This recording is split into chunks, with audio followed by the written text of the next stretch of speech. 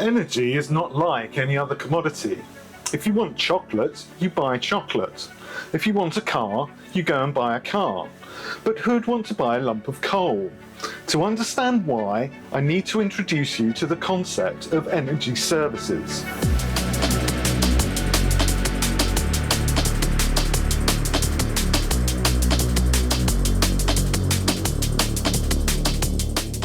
Why would anyone want to bring natural gas into their house? It's poisonous and dangerously explosive. And anyone that's seen a British public service film from the 1970s will tell you, electricity is absolutely lethal. So why do people actually buy energy? The answer is that we don't want the energy itself, we want what it can do for us. And the things that energy does for us are called energy services. Now they're things like the ability to travel, the ability to keep your home warm or cool depending on where you are in the world, the ability to cook, the ability to see at night, the ability to entertain ourselves.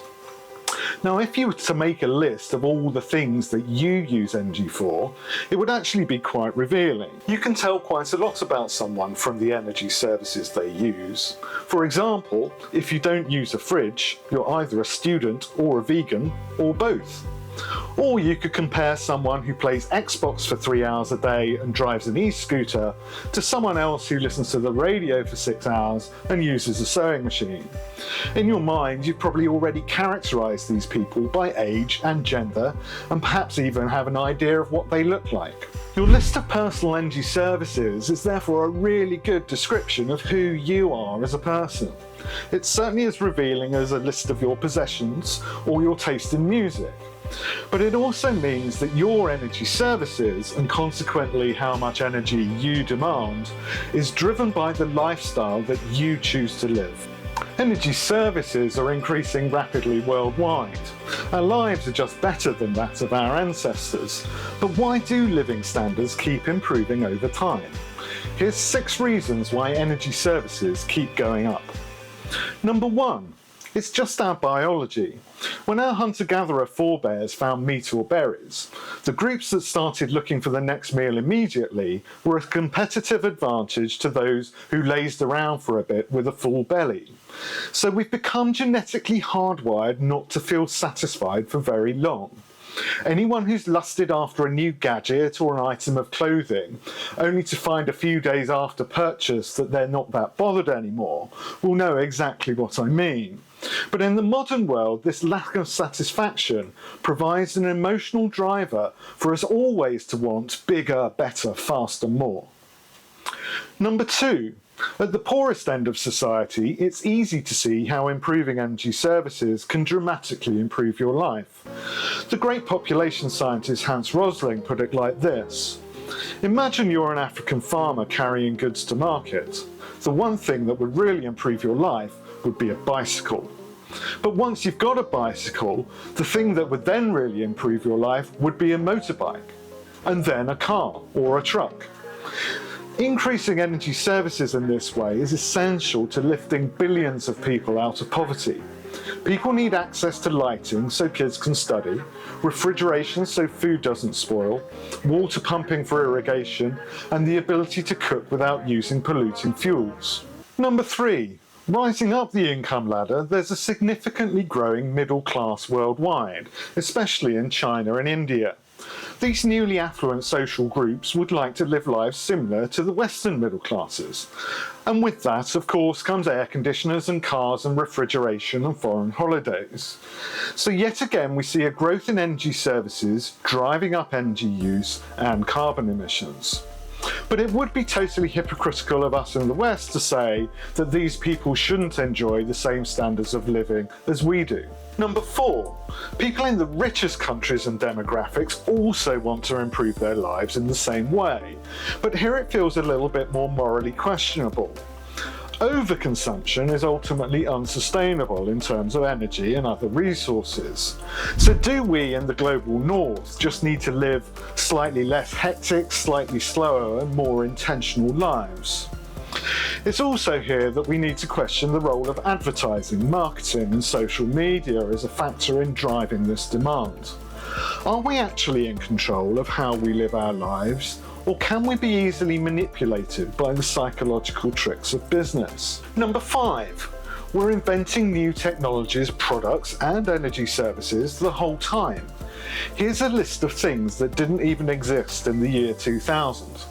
Smartphones, social media, Alexa, streaming services, artificial intelligence, fitness trackers, drones, or selfies.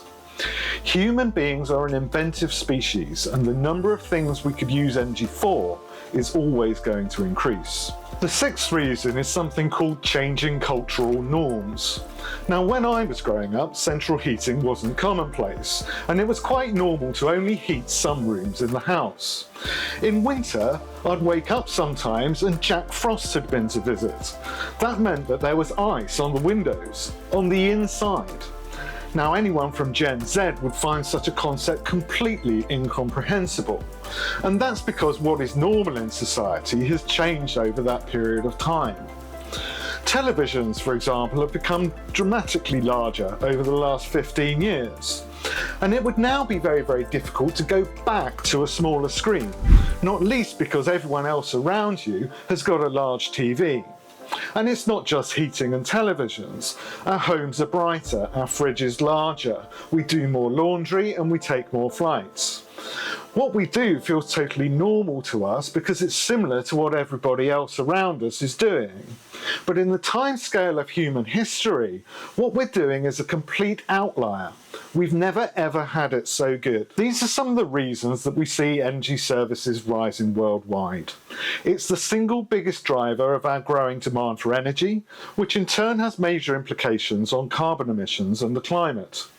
In the next episode, I'll be looking more closely at the relationship between carbon and lifestyle and asking whether we can keep increasing our standards of living while simultaneously reducing our impacts on the climate.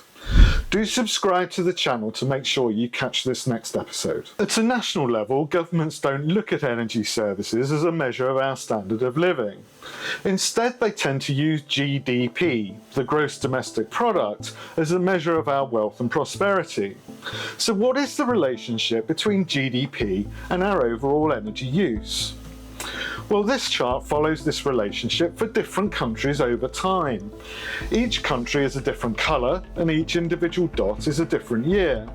And you can see that at low levels of wealth and development, there's a virtually straight line correlation for all countries between wealth and energy use. But which way round is this relationship? Are we richer because we use more energy, or do we use more energy because we're richer? Well, in practice, it's both at the same time. Remember the example of our subsistence farmer from earlier. Better transport energy services allowed him to make more money at the market, but having more money allowed him to purchase these larger vehicles in the first place. At higher incomes, the graph diverges. Some economies, like the EU and Japan, develop along energy-efficient lines, allowing greater wealth to be achieved with a small increase in energy use. But other countries, like the US and Australia, have adopted more energy-intensive economies, using a lot more energy to generate the same increase in living standards. If energy services are so important, you may be wondering why you haven't heard of them before. In my research for this video, I found that this is the only film on YouTube on this subject. Well, energy services are generally considered to be too complex a topic for a general audience. Energy services have very peculiar units, and they're different for each individual energy service. How, for example, could you compare miles travelled to hours of TV watched? It's apples and oranges, and therefore it's not helpful for comparing the impact of different activities. It gets even more complex because when describing energy services, we often need to use a mixture of some kind of quantity and some kind of quality. So we might look at kilograms of laundry washed at 40 degrees centigrade. That's more useful as it can give us some clues as to how we can reduce the impact of laundry. We can either wash less clothes or we can wash at a lower temperature. So why not try making a list of all your activities, including a quantity and a quality for each one? And don't forget to include all the quirky little things that you do as well. After all, these are the special things that make you, you. The main reason I'm so passionate about energy services, though, is that they act as this reminder that our demand for energy is driven by the lifestyles we choose to live. Remember, we don't demand electricity and gas and petrol. We demand the things that they do for us.